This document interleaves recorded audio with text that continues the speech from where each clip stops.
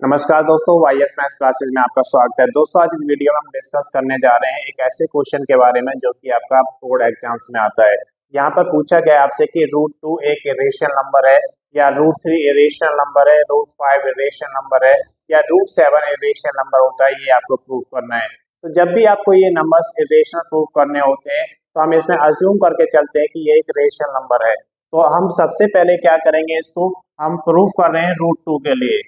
तो let us assume that on the contrary √2 is rational। ये हम इसमें assume करके चलते हैं। तो √2 को आप क्या लिखेंगे, a/b, क्योंकि कोई भी रेशनल नंबर आपका a/b की फॉर्म में लिखा जा सकता है, किसी भी रेशनल नंबर को। अब यहाँ पर क्या क्या कंडीशंस होती है रेशनल नंबर की, a एंड b आपके इंटीजर्स होते हैं और b की वैल्यू 0 नहीं हो सकती। ये कंडीशन होती है एक रेशनल नंबर की कि a और b इंटीजर्स होते हैं और b की वैल्यू 0 नहीं हो सकती। और मान लेते हैं कि a और b आपके को प्राइम नंबर्स हैं, a एंड b आर को प्राइम नंबर्स। अब को प्राइम नंबर का क्या मतलब होता है, को प्राइम नंबर्स, को प्राइम नंबर्स वो नंबर्स होते हैं जिनका कोई भी कॉमन फैक्टर नहीं होता है अदर देन 1। जैसे आप 2 और 3 को देखें तो 2 और 3 का कोई भी कॉमन फैक्टर नहीं है, इनका एक कॉमन फैक्टर है वो 1 होता है। तो ऐसे नंबर जिनका कोई कॉमन फैक्टर नहीं होता अदर देन 1 वो आपके को प्राइम नंबर्स कहलाते हैं। तो जब आपने इसको अज्यूम किया √2 को a/b की फॉर्म में, तो अब इसके बाद आपको क्या करना होता है, स्क्वायर करना होता है बहुत सारे। तो जब आप इधर का स्क्वायर करेंगे √2 स्क्वायर इज इक्वल टू आपका हो जाएगा a/b स्क्वायर। तो इसका स्क्वायर रूट कैंसिल हो जाएगा, तो 2 इज इक्वल टू आपका हो जाएगा a²/b स्क्वायर। अब 2 आपका इधर चला जाएगा और b स्क्वायर को इधर ले आएंगे हम, तो b square is equal to हो जाएगा आपका a²/2। तो यहाँ पर देखिए आप a स्क्वायर 2 से डिविजिबल है, आपको स्टेप लिखना होगा a square is divisible by 2, so a is divisible by 2। तो a जो है वो 2 से डिविजिबल हो जाएगा, दैट मीन्स a का एक फैक्टर आपको मिल चुका है जो कि 2 है।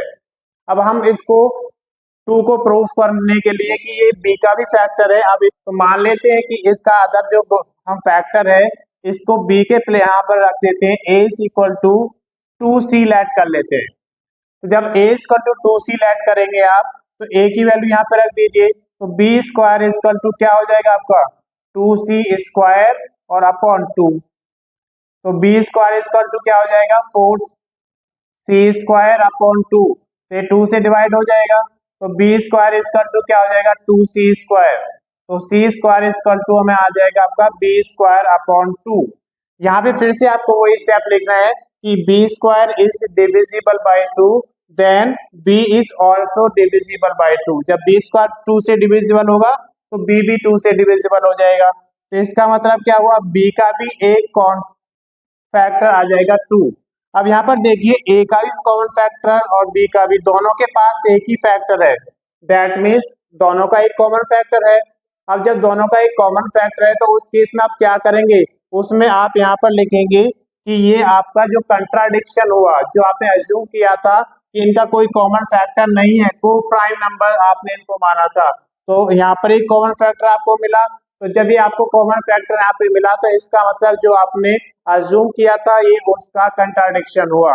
और ये किसकी वजह से हुआ, this arisen comes because incorrect assumption, जो हमने अज्यूम किया था वो हमारा गलत था, जिसकी वजह से ये आपका यहाँ पर गलत प्रूफ हो गया। और जिसकी वजह से जब आपने इसको रेशनल लिया और यहाँ पर ये कंट्राडिक्शन हुआ, तो आप लिखेंगे सो √2 इज अ इरेशनल नंबर। तो √2 क्या हो जाएगा आपका इरेशनल नंबर प्रूफ हो जाएगा। अब मान के चलिए आपको √3 का निकालना है या √5 का निकालना है या √7 का निकालना है, सभी के स्टेप सेम होंगे आपके। अगर आपको 5 का करना है तो सिर्फ आपको क्या चेंज करना होगा, यहाँ पर √2 के प्लेस पर आपका √5 आ जाएगा। मान लीजिए इसको करना है आपको 5 करना है, तो उस केस में आप इसको 5 कर लीजिए, तो यहाँ पे 5 आ जाएगा आपका। जब स्क्वायर करेंगे तो ये आपका नंबर 5 हो जाएगा, और यहाँ पर जब आएगा तो ये आपका 5 आएगा यहाँ पर, तो इनका एक फैक्टर आ जाएगा, a का फैक्टर आ जाएगा 5। अब यहाँ पर जब आप लेट करेंगे तो उस केस में भी यहाँ पर आपको 5 लेना होगा, यानी कि जहां भी 2 है वहां पर 5 के केस में 5 आएगा, 3 के केस में 3 आएगा और 7 के केस में 7 आएगा। अब जब यहाँ पे 5 करेंगे तो 5 का स्क्वायर क्या होता है आपका 25 होता है, तो यहाँ पे 25 हो जाएगा आपका। तो 25 अब 5 से डिवाइड करेंगे तो ये आपका 5 आ जाएगा। अब देखिए यहाँ पर 5 इसका भी एक फैक्टर हो जाएगा क्योंकि 5 इधर आएगा। तो उसी तरीके से आप देख सकते हैं कि 5 आपका ए का भी फैक्टर है और 5 बी का भी फैक्टर है। दैट मीन्स 5 दोनों का फैक्टर है, और जब 5 दोनों का कॉमन फैक्टर है तो वो हमारा जो अजम्पशन था उसका कंट्राडिक्शन हो जाएगा, अपोजिट हो जाएगा, जिसकी वजह से ये आपका क्या हो जाएगा, √5 एक इरेशनल नंबर प्रूफ हो जाएगा। धन्यवाद दोस्तों, इस वीडियो में सिर्फ इतना ही। अगर अभी तक आपने चैनल को सब्सक्राइब नहीं किया, सब्सक्राइब करें, वीडियो को लाइक करें एंड शेयर करें। बेल आइकन को दबाना बिल्कुल ना भूलें, जिससे कि हमारे नए वीडियोस का नोटिफिकेशन आपको मिलता रहे। अगली वीडियो में हम लेके आएंगे रियल नंबर का कंप्लीट चैप्टर, आपको उसमें दिखाया जाएगा कि क्या क्या इसमें से आता है, क्या क्या आपको करना है और क्या क्या इसमें से छोड़ना है, सब कुछ हम डिस्कस करेंगे अगली वीडियो में।